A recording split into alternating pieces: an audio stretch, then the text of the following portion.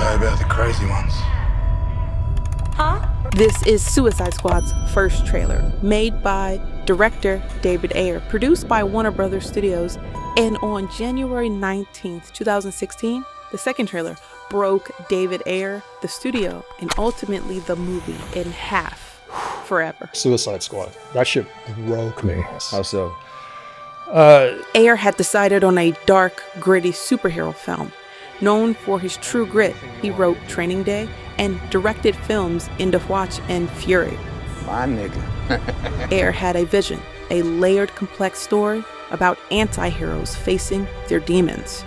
The first trailer dropped at San Diego Comic-Con in July 2015. Please give a huge welcome to director David Ayer. Featured a somber, haunting tone, setting up Suicide Squad as a visceral, intense film.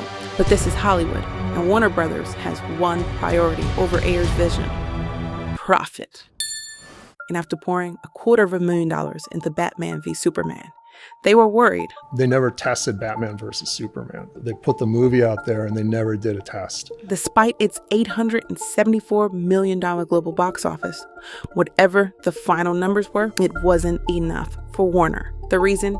Theaters typically keep half the box office revenue and are still needed for major films to succeed, even with streaming. Ow! Wow, that is a good grip. You should not pick a fight with this person. But everything changed when Marvel's Guardians of the Galaxy became a breakout hit, making $800 million. Deadpool had become a monstrous success, grossing $780 million on a much leaner budget of $58 million.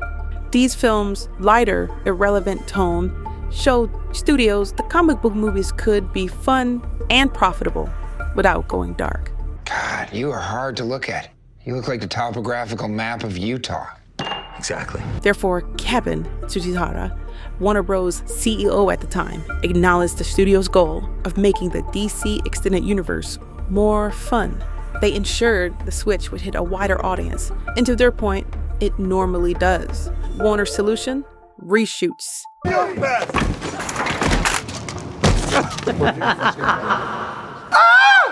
Hi, Mom. This time, restricting Ayer's creative control. At Comic-Con 2016, the second Suicide Squad trailer dropped. Is this the real life? This time, Warner Bros. Hired Trailer Park. Let me out of here, Donald, please. Is this just fantasy? A company known for its snappy, upbeat edits. Caught in a landslide. And yet, to Warner Bros.' credit, it went viral.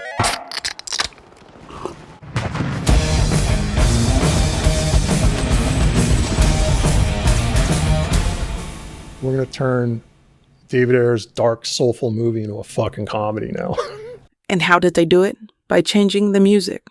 Was a viral hit, Warner saw green. Because as they're fucking you, you were like, stop fucking me. Yeah, but the producers themselves are like, David, it's working. Let's not stop the money train. So they did it again. What? Oh, yeah, you're the fire bloke, eh? Well, looky here. Fire! I'm just a sucker for So why was the change in music so powerful? As filmmaker Jordan Peele said, Like the difference between comedy and horror is the music. And it really does, it does feel like that. makes up 70% of the emotion you feel. The original trailer, slower and more somber, was set to the Bee Gees, giving it a haunting, bleak, ghostly, and hypnotic feeling. Are you the devil? But with Bohemian Rhapsody, Trailer Park created a different feeling, fun and family-friendly. Do me a favor and comment down below which trailer theme you like better. This shift reflects a broader trend in Hollywood marketing called trailerization, where popular music is chosen over original scores, tapping into the familiarity bias, where people tend to prefer things that are familiar over original or new. A recognizable song immediately feels comfortable and relatable, making you more likely to pay attention. And what do trailers want? Your attention. And no matter who you are, Even if you don't know who the band Queen is, you have heard this song in some way before. And if you didn't recognize it, you noticed it's one hell of a banger. The recognition tricks your brain into feeling nostalgia and excitement, even if the movie doesn't deliver on that promise. Now, for the first trailer, they did the same, but it used a less popular song, a Bee Gees track called I Started a Joke. The slower Bee Gees song, covered by Francine Quinn, suggested something more intense and filled Ayer's theme. If you're a filmmaker and you want to know more about the editing trailer techniques I'm talking about, there's a free guide in the description. With the second trailer, newfound popularity, Warner executives saw greater profitable potential. Now, they were so impressed with the response of the second trailer, they did the unthinkable. They gave the entire film to the trailer company to cut the movie itself, cutting Ayer out completely. And worse, Warner Brothers made him re-edit a film in a different style than his original vision and with new footage he didn't agree with, and tested his new cut against Trailer Park's vision of the movie, using the audience as a judge. And the audience liked both. Therefore, they sinned again. They decided to mash both newer cuts together, making one Frankenstein movie monster, one David's name was permanently on. How are these people taking your movie away from you? It's their movie. But this led to a tonal clash, a dark psychological narrative interrupted by forced comedy, pop culture, music moments. I'm known to be quite vexing. I'm just forewarning you. You die. In David Ayer's original cut, Deadshot and Harley Quinn make love. This explains the line by Harley when she said, What, I got a hickey or something? but without the original cut, it's just a out-of-place joke. We would have seen Steppenwolf control Enchantress to make room for, you guessed it, Darkseid, the same villain that was in the Justice League movie.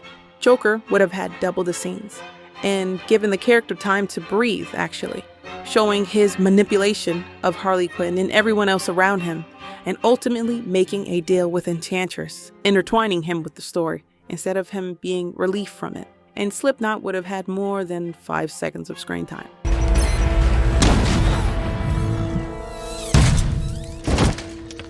All this and a whole lot more. 30 minutes of story cut out, rewritten, reshaped, reshot to meet Warner Brothers' new expectation. Despite the changes, Suicide Squad did bring in $746 million globally, but it left many disappointed. Fans pointed out the fractured storytelling as his downfall. The cost of altering David Ayer's vision was steep, a compromised product that frustrated everyone and broke down a director. In 2021, Warner Brothers attempted to relaunch as The Suicide Squad, this time under the direction of James Gunn, a filmmaker known for balancing humor and depth. Ironically, exactly what Warner wanted from Ayer. But despite the fresh vision and a better audience reception, the relaunch struggled at the box office, bringing in $167 million globally. All this on a production budget of $185 million.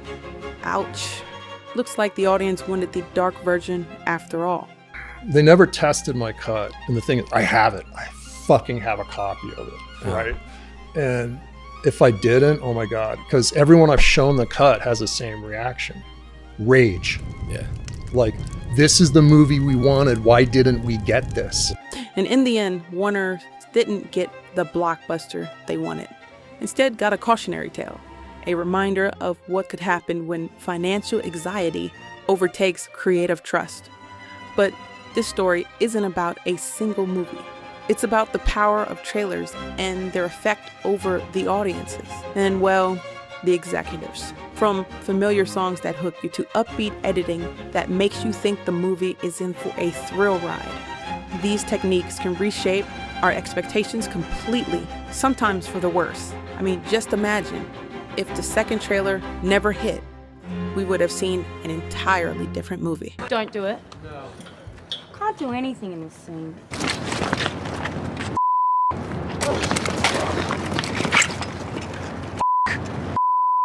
Piece of shit. Oh, I was gonna do it. I'll do it after. What? Huh? Oh, you can't. Hey man, you just made it onto my won't cross the street to piss on your hair if it was on fire less.